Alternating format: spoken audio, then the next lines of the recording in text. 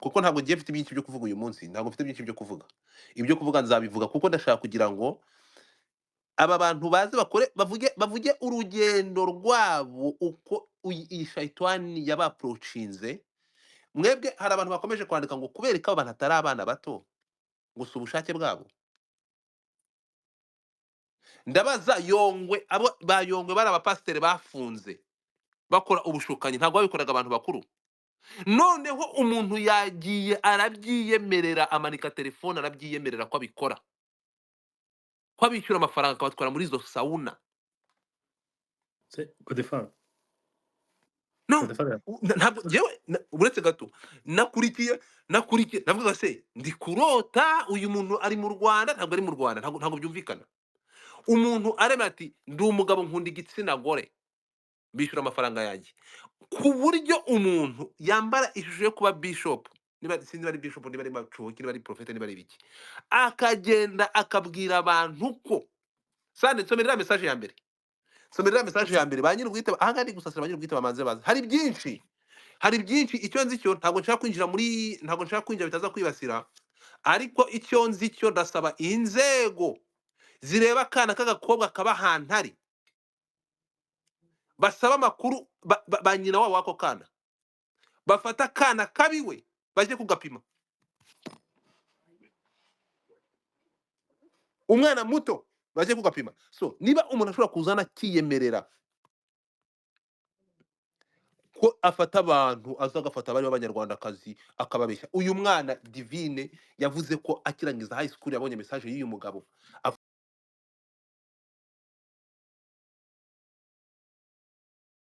asaba gukora budget, umwana arayikora, aravuga ati Imana imbwiye ko ugomba gukora sauna.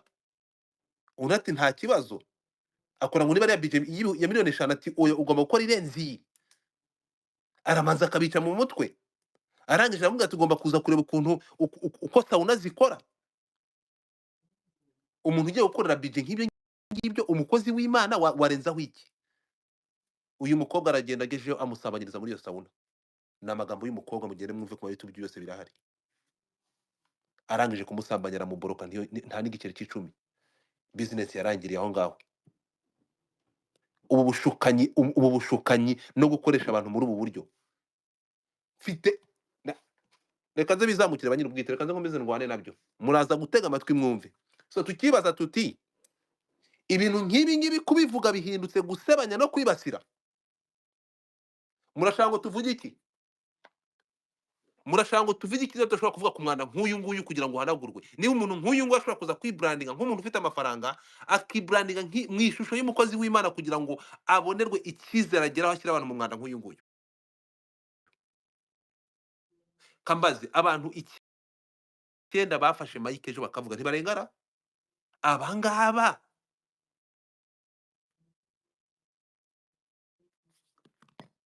abantu ntibaje aha ngaha simwe babakira agasande, hari uwo nzi muri bo. So rero Godefroid, ikiriho turasaba, ntabwo tuzi ibigize ibyaha n'ibitagize ibyaha, ntabwo twe tuba mu mategeko, badufashe. Niba twarabonye Yongwe aryozwa kwisukuruka abantu amafaranga, uyu nguyu wiyambika ishusho nk'iyi ngiyi agasambanya abantu, umwana udafite n'ibihumbi 5, ni gute umuntu nk'uyu wambaye ishusho y'umukozi w'Imana amushuka amubwira ko agiye kumariza igishoro cya miliyoni 15 agashaka kumusambanya? Sauna yabaye ibagiro. Ibi ntitubivuge, ibi ntitubivuge bihinduke kugira bihinduke gusebanya. So I don't give a fuck, ntabwo nkeneye ko abantu babibona. Inzego zibikora cyangwa zibyihorere, bakurikirana ibintu cyangwa babireke, ntabwo bikwiye na gato, ntabwo bikwiye. Icyo tugomba ni ukubivuga. Ba nyir'ubwite, abantu bakomeje kunyandikira, nibyo nta mwana nakuriye by force. Inama twagira abana, mwihurize hamwe, amabi mwakorewe n'iyi nyamaswa mugende mujye kubitanga mu buyobozi, biri birabakira kandi baraza kubikora. Ariko kuvuga kuri ibi ngibi, umuntu Godfather usenya abantu, Godfather ukora ibi ngibi, kubivugaho nabwo turi gusenya.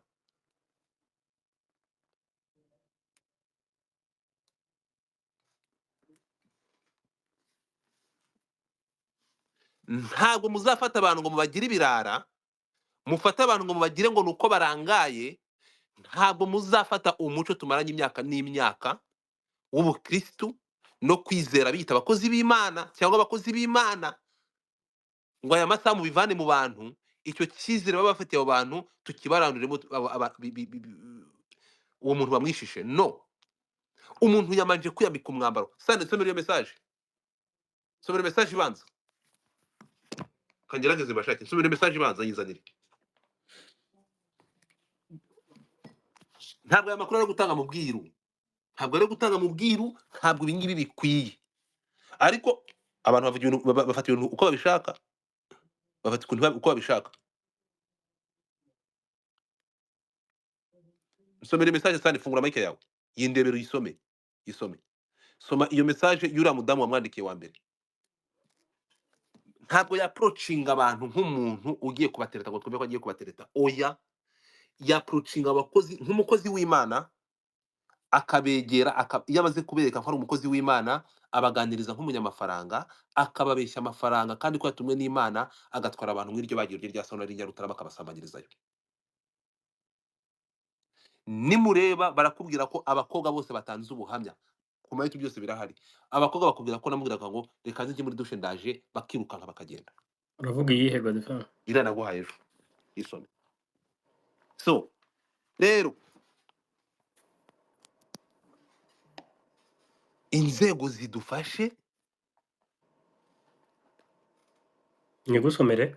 isome. Nta nubwo nshaka kugira ngo isome yose, urasoma gato. Okay. Hejuru isome. Uwandikaga yaravugaga ngo hero Uwabanje kwandika ninde? n'uwo ntabwo tumuvuga izina. Ni profete, uyu nguyu witwa profete Joshua i Nyamabi. Uratinya kukivuga se kubera iki? Iyo nasomye ishobora kuba atari yo niwe sorry niwe. Soma hejuru. Okay. Uwabanje kwandika iyi ngiye gusoma habanje uyu witwa profete. Yaravuze ngo hero mutuye hehe? Ndi kumva nabafasha. Hari ku itariki 27 z'ukwa karindwi 2024 saa 3:13 za mu gitondo. Ego. Undi tutari buvuga izina ko ni victim aravuga ngo hero dutuye Kimisagara.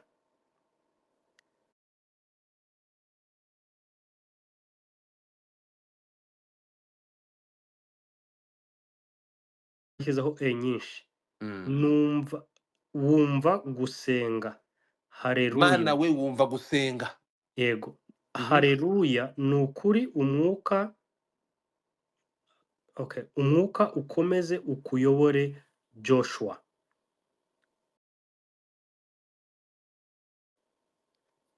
Ntabwo nakwirwa nkomeza, right? Nta mpamvu yo kumanuka hasi. Yaje kumanipira, No, yamuhaye nimero, ntabwo nazivugira hano. Aramubwira ngo ngwino tuganire uyu munsi saa 8 top.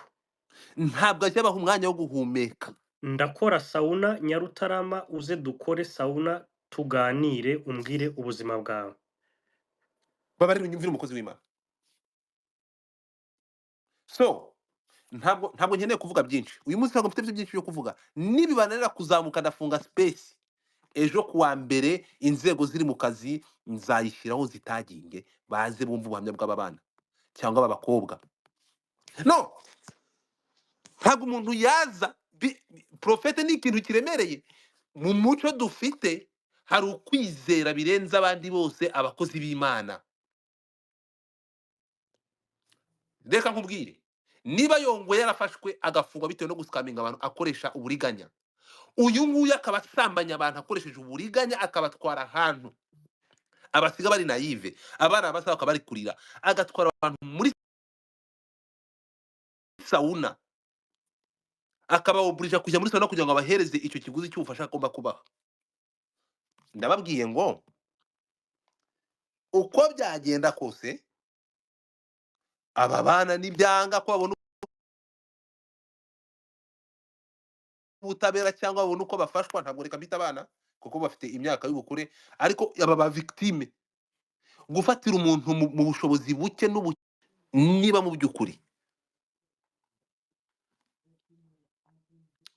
abakobwa cyangwa igitsina gore twabonyemo n'ababyeyi, twabonyemo n'ababyeyi. Twumvishe uwitwa Popo, ni umumama ufite umugabo. Tugende gake mwumve. Ngo abakobwa muri sano niko na franga kijana kutufata. Amafaranga yo gukora ibintu byose nshaka. Warenzaho iki?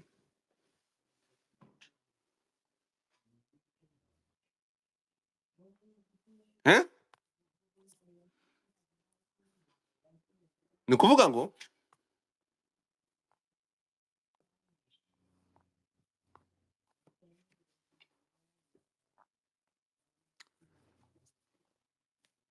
nimvuga ndavuga nabi. Nimvuga ndavuga nabi. Reka nshake ba nyir'ubwite. Abana bababwire urugendo rw'amabi bakorewe,